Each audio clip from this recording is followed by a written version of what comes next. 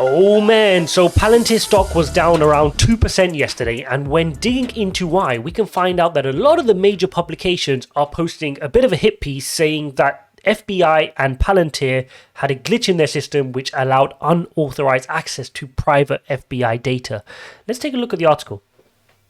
So, FBI Palantir glitch allowed unauthorized access to private data. A computer glitch in a secretive software, look at the wording they use, secretive software program used by the FBI allowed some unauthorized access to private data for more than a year. The screw up in the Palantir program, a software created by sprawling data analytics company co-founder and billionaire Peter Thiel, was detailed in a letter by prosecutors in the Manhattan federal court case against accused hacker Virgil Griffith. Okay, so this goes back to March 20, and they say they've had this access to this data for over a year.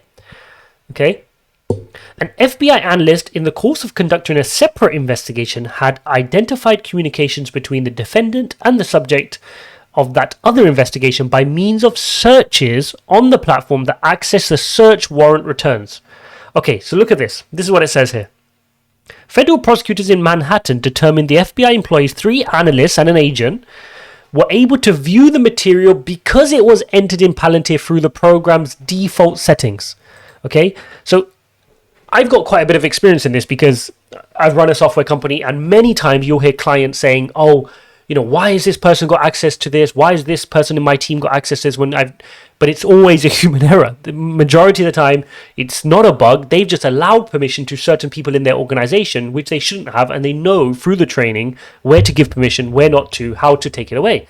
So in this case, when data is loaded onto the platform, the default setting is to permit access to the data to other FBI personnel otherwise authorized to access the platform. The material was accessed at least 4 times from May. The employees who accessed the data told prosecutors that they did not recall using the information in their investigations. In a statement, a Palantir spokesman said the error was caused by the FBI. Exactly what I just said.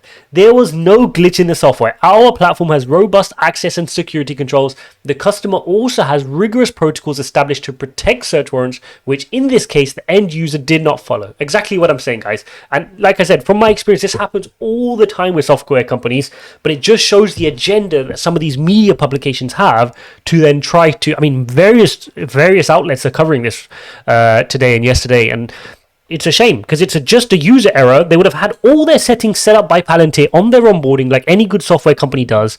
Palantir is a multi-billion-dollar market cap company. Even on a multi-million company, that's normal protocol and something we've seen and expect is your training happens, you're shown how to onboard, how to give permission to certain data, and that's for a normal software company, let alone this secretive data spy company espionage that all these media publications want to class that Palantir are.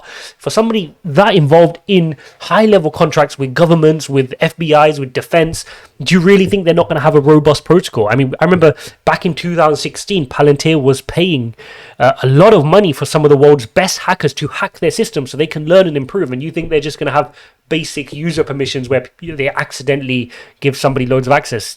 It's just a FUD. It's just a hit piece. And that paragraph pretty much sums it up. This was the client's issue. The mishap could suggest a wider issue in the FBI's use of Palantir, said Albert Fox-Ken, the founder of Surveillance Technology Oversight. Since this same issue will happen whenever documents are uploaded with the default settings, and since there don't seem to be any sort of automated notice when they have been improperly accessed, this suggests that it's happening a lot more than just this one case, he said. Yeah, it may be happening a lot more, but it's not Palantir's issue, it's FBI's issue. If FBI, when they buy Palantir, when they buy the licenses, say, we want to configure it so that anytime we upload documents, it goes to A to Z people. We want all of them to see it, and then we restrict from there. That's their choice. But then if they forget to restrict it from certain users, you can't then complain that Palantir gave everybody access. You asked them to give everybody access. But if from the beginning you say, when we upload a document by default, we only want person A and B to see it and nobody else in the organization, then you have to make that clear and it configured in that way.